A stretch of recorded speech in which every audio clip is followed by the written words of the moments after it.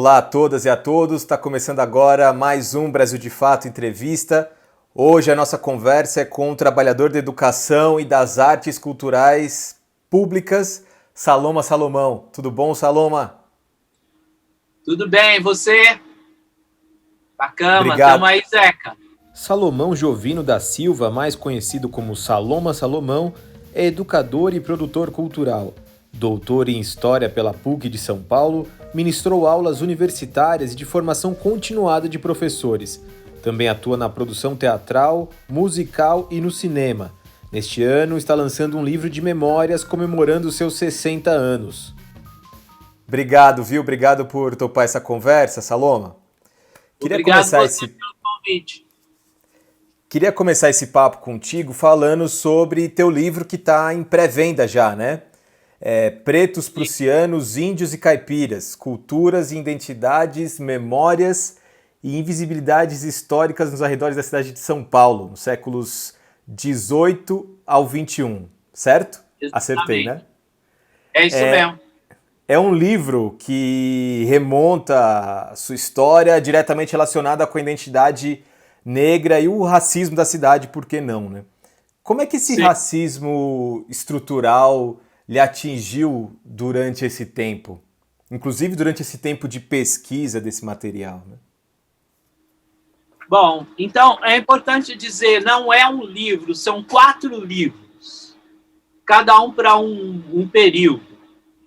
Eu começo do presente, começo falando do impacto na minha vida da pandemia. Então, o primeiro livro, o livro 1, começa tratando da pandemia e de uma trajetória de vida. É um livro autobiográfico. Estou formulando hipóteses sobre o deslocamento da minha família de Minas Gerais para a periferia da Zona Sul de São Paulo e como isso está articulado com a história da cidade de São Paulo, do estado de São Paulo e desse país escravagista que é o Brasil. Estou tentando compreender a minha própria trajetória, ao mesmo tempo que tento compreender a trajetória do meu grupo familiar, do meu grupo social básico, minha família, eu, meus irmãos, meus pais. Evoco uma memória de uma negra, uma mulher negra de origem africana, nascida no Brasil, chamada Jovina Maria, que eu encontrei em um documento do censo de 1832, o primeiro censo do Império, em Minas Gerais. E a partir da árvore dessa mulher, Jovina Maria, é que eu vou destrinchar uma história de vida que chega até mim e talvez até os meus netos. Eu sou um homem negro, pelo tom da minha pele, pelo meu cabelo, pelo meu traço físico. Você percebe que eu sou um homem negro. Eu tenho 3 netos, eu tenho 4 filhos, eu tenho uma companheira, uma mulher branca de origem operária. Eu tive 9 irmãos. Uma parte dessa irmandade desapareceu, foi morrendo ao longo do tempo. Então, eu pergunto, por que meu irmão Abraão morreu com problemas decorrentes do alcoolismo em 1983, sem ter concluído o ensino fundamental? Isso não é natural, isso é um processo histórico. Eu faço essa pergunta. Por que meu irmão morreu tão novo? No livro eu faço essa pergunta. Mas eu poderia perguntar por que uma certa família de banqueiro tinha um filho que em 1970 era um homem de uns 40, 50 anos e era o ministro da economia, ele era alcoólatra também. Por que o meu irmão morreu e ele não? Por que ele envelheceu e ele é nome de rua e o meu irmão não?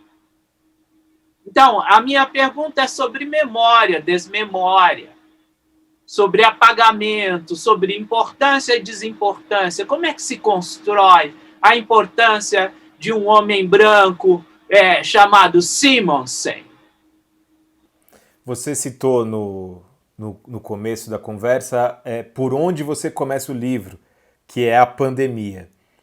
E assim como você remonta a história do teu irmão, a pandemia que foi trazida ao Brasil por viajantes ricos, né, pessoas de classe média, média alta, enfim, que estavam circulando pelo mundo e voltando ao Brasil trazem o vírus, quem mais foi atingido por essa pandemia foram os negros.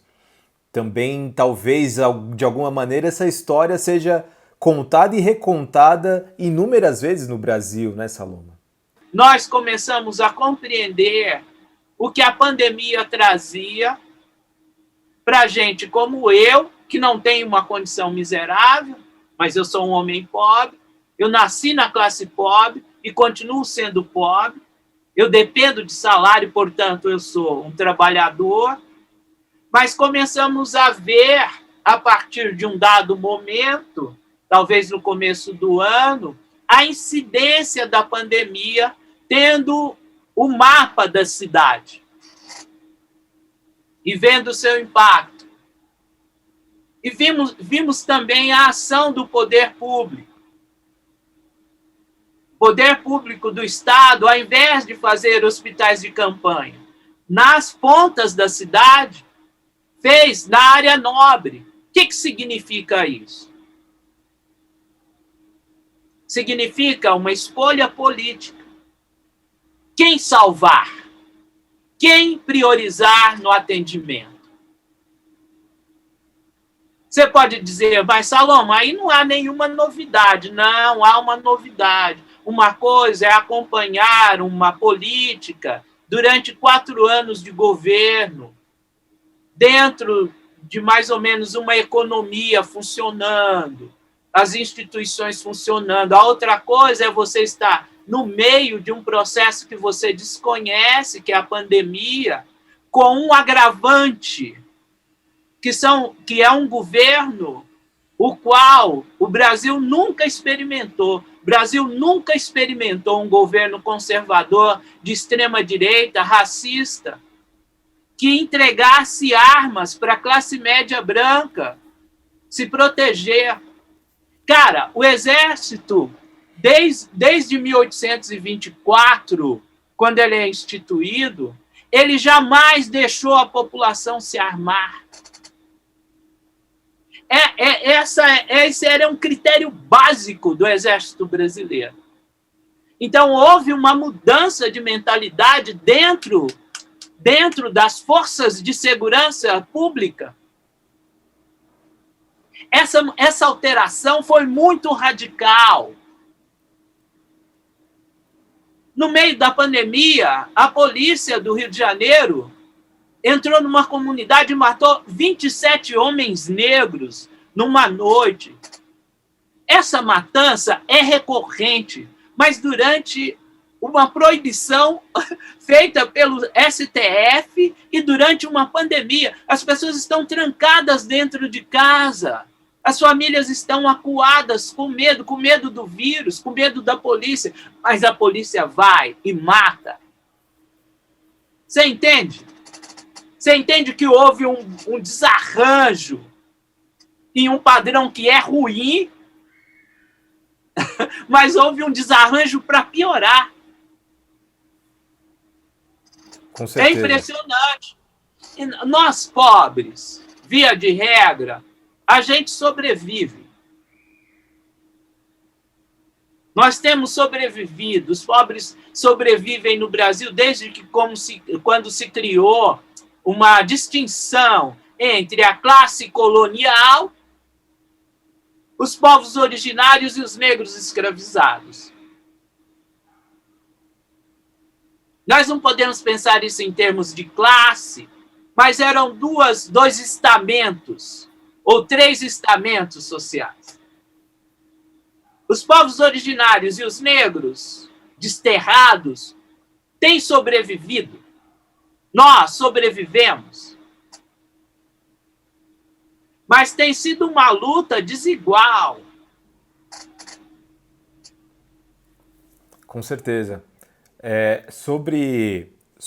Você também investiga a cidade, enfim, investiga como ela foi se formando ao longo do tempo. E sobre os símbolos da cidade, e essa pergunta tem a ver também com essa questão da resistência, né, ao longo do tempo. A gente teve recentemente a estátua do Borba Gato incendiada em São Paulo, né? E por que você acha que a queima da representação de um bandeirante escravizador, violento com as populações tradicionais, gera comoção como gerou em parte das pessoas? O empresariado, inclusive, se predispôs a fazer o resgate da estátua, inclusive, né? O Borba Gato entra numa chave de uma identidade paulista regional que é Santo Amaro. Santo Amaro era uma cidade até a altura do começo do governo Vargas, e ela é destituída dessa condição de cidade para se transformar em um bairro, para que o interventor da cidade de São Paulo tivesse também controle sobre Santo Amaro, que estava desenvolvendo uma indústria. Estava se desenvolvendo uma industrialização da região onde hoje é Nações Unidas, região de Nações Unidas, que é a parte baixa de Santo Amaro Centro. Santo Amaro é um pequeno aclive a partir de um córrego, o córrego Jurubatuba. E esse senhor, chamado Guerra, era um paulistano da glória, um santamarense juramentado, se transformou num construtor de estátuas horríveis, muito mal feitas, antiquadas, feias, não são modernistas, elas são uma espécie de um rococó, mas é uma coisa horrenda, é diferente do Brecheret, por exemplo. A gente pode criticar o Victor Brecheret com aquela estátua na frente da Assembleia, mas aquele monumento ele tem outro design, digamos assim. Ele é modernista de fato. Tem modernista ali na essência, né? Ele é modernista de fato. Tem uma ideia de um Brasil branco, negro, indígena que está nascendo ali naquela canoa de pedra. Os brancos, os pretos e os indígenas, os brancos estão nos cavalos, os pretos e indígenas estão no chão, mas ambos estão empurrando aquela canoa. Entende? É diferente de você erguer um busto de um matador de índio. É muito diferente, é antiquado, é ultrapassado, mas passa como uma memória de Santo Amaro. E ele é o guardião de Santo Amaro. Ele está na ponta da cidade de Santo Amaro do passado, no bairro do Brooklyn, protegendo a branquitude santo-amarense, que não tem mais nada, ela só tem essa memória de uma glória do passado. Entende? Mas está ali, a gente passa por ali, eu passo desde criança, está ali, é horrendo, a gente vê. Tem outros monumentos feitos por esse senhor em Santo Amaro, mas é a construção da memória de uma elite local, porque o Borba Gato vivia nessa região. E ele abria uma estrada que passa, inclusive, por Itapecerica, que é onde eu resido. Sim. Nós temos sido tolerantes em excesso com uma espécie de algo que eu posso chamar de opressão simbólica. Tanto faz aquela estátua ali. Mas ela, no fundo, ela nos demonstra que essa cidade não tem apreço por nós. E é isso, na hora que ela é exposta, né, de uma maneira política, né, uma crítica política, aí vem à tona essa branquitude, né? Aí entra um elemento que eu tenho achado muito interessante na juventude.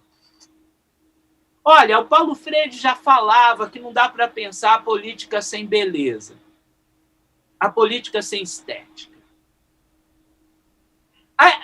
Aquela coisa horrível estava ali, esteve ali, está ali. Eu acho que foi feita nos anos 50.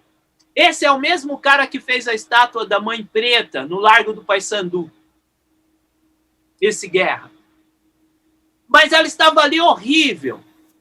A juventude, com a sua percepção de que a política precisa da beleza, criou um espetáculo público. Mas depende do olhar. Mas depende da ideologia vigente. A ideologia diz, olha, aquilo é um bem público. De fato, é um bem público, feito com meu dinheiro. Mas ninguém me perguntou se esse bem público me representa. Assim como não devem ter perguntado quando se fez aquela estátua. A elite local fez e colocou lá. Assim como não me perguntam hoje o que ela significa. Então, a queima é parte de uma prática política da juventude que pega um objeto de opressão e performa sobre ele. Mas é um símbolo, queimar é um símbolo antigo, é um símbolo da expansão do cristianismo. Mas nós revertemos isso. Nós que temos sido vítimas do cristianismo, do bandeirantismo, da memória da elite branca, pegamos aquele objeto e revertemos um entendimento. Porque aí o alarde e o debate sobre memória, história, monumento público, memória pública. Aí é quando ele vem à tona. Queria sair um pouco do tema cidade e memória para saber um pouco mais do Saloma, educador, a respeito de um tema que tem ganhado as manchetes nas últimas semanas, na verdade. Você, como educador, imagino que já tenha se deparado por diversas vezes com os conteúdos didáticos desconexos da realidade do Brasil, né? Isso deve ser comum. A Companhia das Letrinhas, né, uma franquia ali da Companhia das Letras, né, retirou do seu catálogo recente um livro que romantizava o navio negreiro e a escravidão no Brasil. Mas ela foi alvo de críticas de alguns, né? Há uma normalização do ensino escravocrata no Brasil, mesmo entre os educadores, Saloma? Não, o que há é ao contrário. É um olhar atento dos educadores de uma maneira geral, e um uso, educadores e educadoras de uma maneira geral, e um uso cada vez mais bem elaborado e crítico da rede para desnaturalizar o racismo que está posto. Não é o racismo na educação, é o racismo no mundo editorial das grandes editoras paulistas, tocada por gente muito bem formada e informada. Mas, via de regra, as grandes editoras trabalham dentro de um circuito de produtores de conteúdos, das relações interpessoais de uma classe média especializada, branca, paulista. Então, o cara provavelmente estava durão, precisando de um dinheiro. Falou, cara, por que você não escreve um livro aí sobre Luiz Gama? Vai sair um filme sobre ele. Tem vários intelectuais negros e não negros que escreveram sobre ele. Por exemplo, tem o Oswaldo Faustino. Pega o livro do Faustino, dá uma olhada, escreve um livrinho aí para nós. E o cara que está acostumado a fazer isso, que ele faz isso profissionalmente, fazia isso, era jornalista e tal, perdeu o emprego, porque o jornalismo desapareceu quase, né? Só tem hoje release, né? Os jornalistas fazem release, né? Então o cara falou, é uma oportunidade de ganhar algum. Escreveu e publicou e achou que ninguém ia ler. Pode ser que alguns leram não criticamente, e o primeiro que leu criticamente falou, olha, tem problema aqui. Pessoal, tem problema aqui. Você entende? A norma seria isso passar batido, mas a alfabetização, para alguns mais jovens, a alfabetização digital tem vindo junto com a alfabetização racial. O que é a alfabetização racial? O racismo é a nossa negação. Nós não existimos e quando nós existimos, nós somos desimportantes. O que a alfabetização racial diz? Fala, olha, você é indígena, você é negro, você é negra, sabe? Você é descendente de uma civilização, você não é um ser desimportante. Olha, o racismo, ele organiza o entendimento da sociedade. Observe tais e tais e tais e tais coisas. Você é imerso num processo de alfabetização digital e de alfabetização racial simultânea. Entende? Você começa a ler de outra forma esses conteúdos. E começa a desnaturalizá-los. E ao desnaturalizar, você convida outras pessoas também para fazê-lo. Então, muita coisa da alfabetização digital e racial não passa mais batido. Então, uma fotografia de diretores de empresas de X, que são só homens e só brancos. 5, 6 mulheres pensadas no meio de 100 e tantos homens. Um partido, mesmo que seja um partido de origem operária, e que só tem dirigentes homens e brancos, estampa a fotografia, a alfabetização digital e racial para lidar com conteúdos imagéticos, ao ver aquela imagem, já não faz mais como antigamente. Fala, não, esse é porque não é o normal, porque é normalizado, mas não é aceitável. Então, as pessoas se comunicam, vão falar.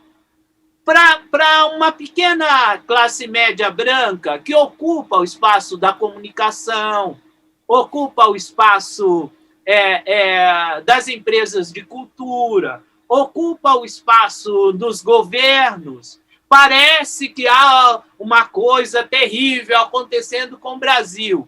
E, de certa forma, porque desarranja algo que foi normal durante bastante tempo e não é mais.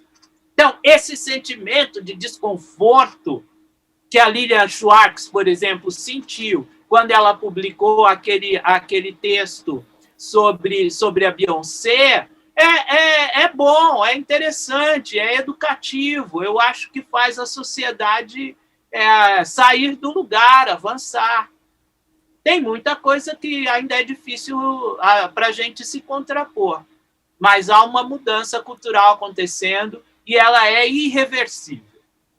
E muitas pessoas que jamais tiveram voz puderam utilizar as plataformas digitais para ter voz, né, para se contrapor, inclusive, a essa hegemonia, né? Queria aproveitar que você falou... Pode falar. Não é ter voz, porque voz nós temos, o que nós não somos é ouvidos. Sim. E mesmo quando a gente fala e desagrada, quer dizer, nós temos voz, o que a gente não é ouvido. A gente não é ouvido pelo poder, a gente não é ouvido pelas elites, e mesmo as elites de esquerdas também não nos ouvem. Então, essa é a questão, uma questão dura para a gente enfrentar. O pensamento convencional, ele está sendo confrontado nos últimos tempos. Não tem a ver com ter voz, mas tem a ver em produzir um efeito na realidade social a partir da exclusão. Sim. Queria aproveitar essa tua deixa para falar sobre um assunto interessante. Eu conversei recentemente, para a gente chegar também no final da nossa conversa, eu conversei recentemente com a escritora Conceição Evaristo e questionei ela sobre a tentativa dela de ingresso na Academia Brasileira de Letras, né? E que houve aí uma chuva de críticas e tudo mais. Ela, inclusive, coloca como um movimento de fora para dentro da Academia Brasileira de Letras e que isso provavelmente chocou os imortais. E agora a gente tem Daniel Munduruku, que também está fazendo essa tentativa de ingressar na Academia Brasileira de Letras.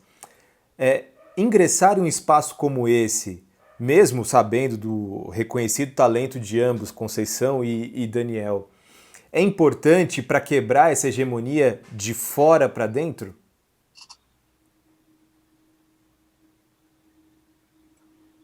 É um assunto bastante complexo.